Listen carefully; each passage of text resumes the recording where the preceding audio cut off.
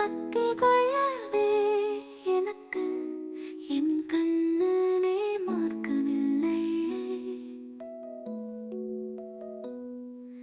தாய்மை என்பதே எனக்கு வீரெல்லவா வேறு இல்லை.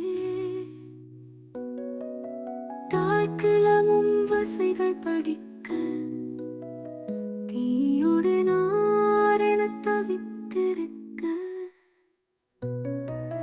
நாளுக்கொரு வாரம் என்று எண்ணியிருந்தேன்.